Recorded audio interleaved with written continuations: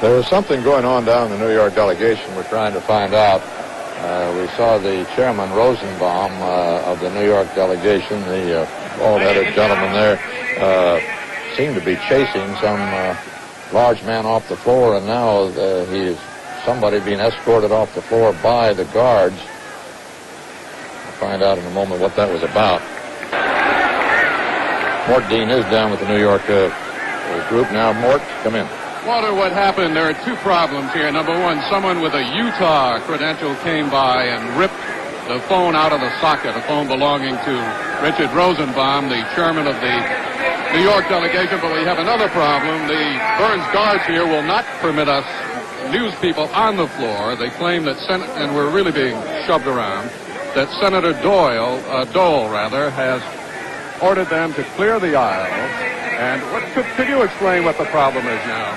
They just had a little ruckus over a sign down there, Mr. Okay, but why aren't the news people being allowed on the floor? They're going to let them now, dinner now. We're being allowed on the floor now, Walter. Let me walk down and see what Richard Rosenbaum himself has to say. He's on the telephone. Excuse me. He demanded that the authorities here arrest that gentleman from Utah, but he was escorted off the floor. Mr. Rosenbaum now is on one telephone that is working. I can't understand you. We'll be able to talk with him in just a moment. Tell us what happened now. Well, all I know is some guy came charging over and tore out my phone. You tore out the president's phone? Why? Yeah, he tore out the Ford phone, and he also damaged my other phone. And what did he say? He was from Reagan. He was a Reagan man. From where? Because he Utah? had a Reagan button head.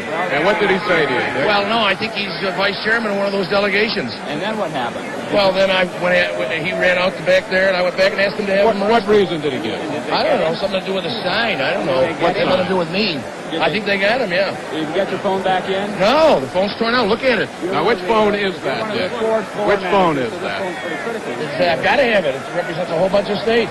Dick, which phone is that? My white Ford phone. And where does that go? That connects to the trailer. The trailer, the Ford trailer, the Commander. Yes. Okay, that's no longer working. And not only that, but my other phone has damaged that too. So you can't get, if you want to get some I can't instructions do from the anything. Ford trailer, you can't. Yeah. It's the Reagan phone? Don't have one.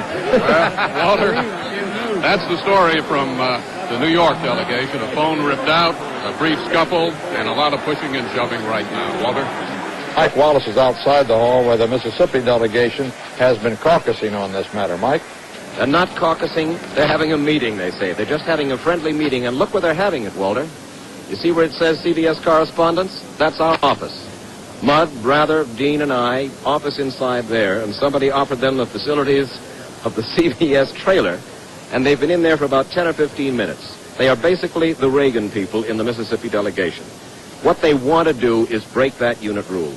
As you know, earlier today, they voted 31 to 28 to go with President Ford and not with Ronald Reagan on 16C. And then they decided to go with the unit rule, which is 30-0, to go with Ford and not Reagan on 16C. And then that story about Rogers Morton saying that the president was not going to pay all of that attention to the Cotton South upset a good many people, the Reagan people, inside that Mississippi delegation, and Clark Reed, indeed. It turned out that they decided they wanted a caucus. But the Ford people in the Mississippi delegation refused to leave the floor. They didn't want a caucus. So for the last 10 or 15 minutes, they've been in there talking. Now, we have a couple of operatives inside. Bill Moyer's son, they don't know that, and Roger Mudd's son. So we'll find out from the Mississippi delegates when they get out what happened. And then, of course, we'll get the straight dope from Moyers and Mudd, Walter. Thank you, Mike. Can't you demand to go in and use your phone? Somebody made a deal. I suggested my office, my desk, that I would be an impartial observer. They didn't buy it, but they didn't recognize Moyers and Mudd, who were inside. Mike, that little discussion is still going on down the floor here about what happened in the New York delegation. Quite a little fuss going on down there. Nelson Rockefeller had been holding up the phone that was torn out by, they claim, a Utah delegation man. The door is coming open. Maybe that is true. Here's Moyers. Utah delegation told Dan Rather Here's they Mud. tore out the phone because they claimed that Matthew? Vice President Rockefeller tore down What one of happened their in there? signs. Matthew Mudd, Young Moyers, what happened in there? They were deciding whether or not to break unit rule. And what did they finally decide? Well, they tried to take a vote of the people that were in there, but not everyone was in there.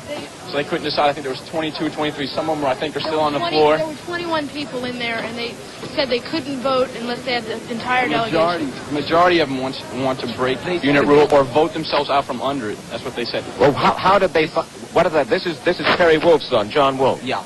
They said they've missed most of the delegation. They're sure they had 28 before. They're sure they can get 31 now. All right, I tell you what. Here's Vic Marver. He is the Reagan whip in the Mississippi delegation. Vic, if you'll come on down here and we'll now find out what kind of reporters we have in Moyers, Wolf, and Mudd here. Vic Marver. You ready? Yeah. What would you like to know? I would like to know what happened inside around my desk. Well, it appears that the vote on 16C is extremely close. You mean in Mississippi or all across the country? All across the country Right. and in Mississippi. Yeah. There are a few more votes needed in order for 16C to pass. Right. Or to win. Right. Right now, the Mississippi delegation is going to be polled individually on whether or not to come out from under the unit rule on this particular issue. I see. If we come out from under the unit rule on this particular issue, only the delegates will vote. Gotcha. And the delegates will be polled individually to determine who is for and who is against it Coming out from under the unit rule. on only this particular... No. If we come out from under the unit rule, Yes. then the delegates will be polled. I understand. Have the Ford people in your delegation agreed to this procedure? Some of the Ford people have refused to come to this meeting. Most of them. Not all of them, but some of them. Right. We are going to poll them individually, and they will participate in the poll. Is it that important? You think the vote is that close across the country that perhaps 15 votes in Mississippi could make that much difference? This is what we have been told. Malcolm Mabry told me that this is the ball game, that if you lose here, you've lost period. You've lost tomorrow night, too. That's not correct, because the vote on 16C cut both ways. There were some people in the Ford camp and some people in the Reagan camp who voted one way or the other. It's All right. not a clear-cut Ford-Reagan decision in the Mississippi delegation. Did you found it cool, pleasant? You mean No, friendly? inside there. Friendly, Yeah. inside the CBS correspondence Very booth. friendly, very cool, very comfortable, and we thank CBS for the use of it. All right. Thanks for the use of the hole, Walter. Now Mort Deans with Nelson Rockefeller. Governor, what happened?